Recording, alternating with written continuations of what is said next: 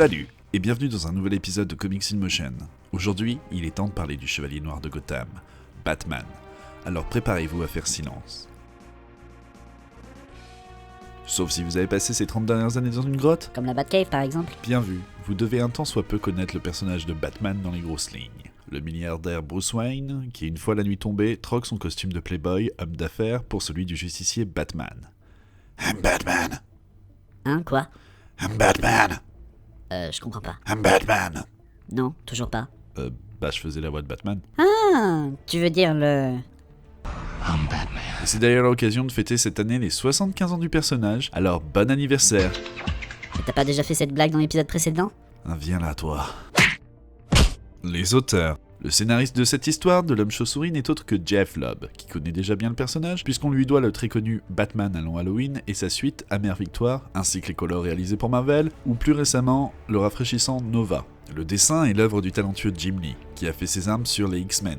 Vous savez, le comics le plus vendu de tous les temps. Sur sa création Wildcats, dans le studio qu'il a cofondé, Image Comics, ou encore sur la Justice League des New 52 et actuellement Superman Unchained. L'histoire.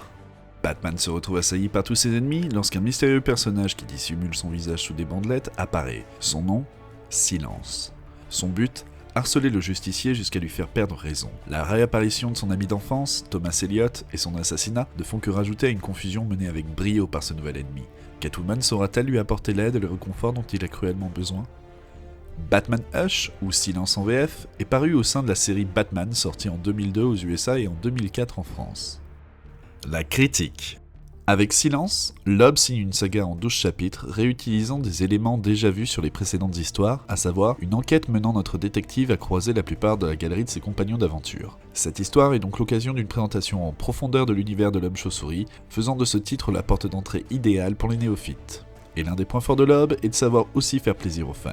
Ce voyage dans le monde de Batman est donc la chance de revisiter les grands événements de la vie du Chevalier Noir, mettant à jour les nouveaux lecteurs tout en introduisant de nouveaux personnages comme le terrible Silence Hush, qui semble être le maître d'orchestre de cette mascarade. L'enquête suit son cours d'épisode en épisode, se déroulant sous les yeux du lecteur, en donnant de nouvelles pièces, mais aussi son lot de fausses pistes, de complots et de combats titanesques. Car s'il y a bien une chose qui change par rapport aux autres œuvres de Lobb sur le Chevalier Noir, c'est bien l'aspect blockbuster qu'offre cette saga. Et même si l'on peut se dire que ces scènes d'action ne sont là que pour offrir de belles doubles pages à Jim Lee, ou pour faire du fanservice, elles ne sont pas le cœur de l'histoire, qui lui est plus tourné sur les interactions de Batman avec son univers. Que ce soit Killer Croc, Superman, Huntress, Nightwing, Oracle, Robin, Poison Ivy, Joker, Harley Quinn, vous en aurez pour vos mirettes. Et on peut reprocher au titre de vouloir trop en faire, quitte à perdre un peu le nouveau lecteur, qui devra parfois y revenir à plusieurs fois pour comprendre toutes les relations et passifs qu'il existe entre les personnages. Avec Silence, c'est aussi l'occasion de traiter des sujets chers aux personnages comme la justice, le fait d'être au-dessus des lois sans franchir la ligne qu'il s'est lui-même fixée, de faire confiance à ses proches et de douter d'eux. Ainsi, on traite le rapport de filiation de Batman et Nightwing, son rapport à la justice avec le commissaire Gordon, sa dualité avec le Joker, les échecs de Batman, la paralysie de Barbara, la mort de Jason Todd, le second Robin. Tout un travail est fait sur les réussites de Batman, mais surtout sur les failles du héros sur lequel joue Hush pour le faire basculer.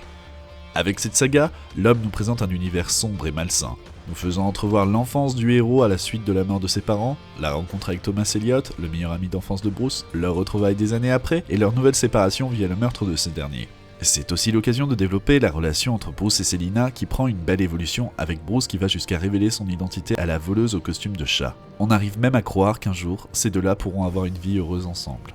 Et c'est là un point fort de ce qu'arrive à faire Lobb, qui se joue des registres en passant de l'épique au tragique, mais aussi au romantique ou encore à l'humour, tout en menant son enquête là où il veut. Cependant, le scénariste échoue un peu sur sa conclusion qui tombe un peu trop rapidement. Et plus que sa brutalité, c'est la répétitivité du schéma qu'utilise l'auteur qui peut un peu venir ternir la qualité de son histoire. En effet, la plupart des épisodes a pour schéma un nouveau lieu avec confrontation avec un ancien personnage de l'univers de la chauve-souris, le retour sur un élément marquant de son background et la progression de l'enquête grâce à ceci. Et une fois que le lecteur a compris ceci, il peut même aller jusqu'à devancer la révélation finale.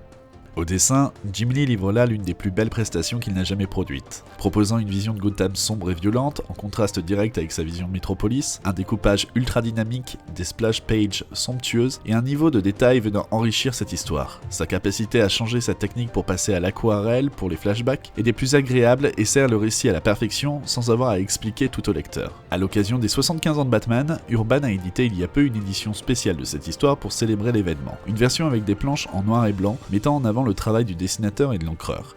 Il s'agit d'une version au même prix que la version classique, une belle pièce pour votre collection. En conclusion, Batman Silence est un incontournable en ce qui concerne le Chevalier Noir. Véritable porte d'entrée aux aventures de l'homme chauve-souris, le titre s'est mêlé au mieux action, thriller et romance, tout en développant au mieux les différentes facettes du personnage de Batman. Malgré les quelques soucis soulevés, cette saga fait partie des meilleures histoires du Chevalier Noir. Visuellement, ce Silence est à ce jour ce que Jim Lee a produit de plus abouti, offrant une belle claque visuelle que ce soit pour le dynamisme de ses personnages ou la beauté d'une Gotham au reflet de son héros. Les plus, une tonne de personnages, un scénario riche, une super porte d'entrée, une bonne intrigue mêlant enquête et super-héros. Les moins, une fin abrupte, certaines facilités dans le scénario, une histoire peu marquante pour la suite de l'univers Batman. Ce numéro de Comics in Motion est désormais terminé, j'espère qu'il vous a poussé à courir chez votre libraire pour acheter Batman Silence. Parce que le silence est d'or? Oh. N'hésite pas à mettre en commentaire ce que tu as pensé de ce comics ou de l'émission, à liker, à partager la vidéo, à me suivre sur Facebook, sur Twitter, et on se dit à bientôt pour un prochain épisode. See ya! Ah, là tu le tiens. Pourquoi il tient tout bleu?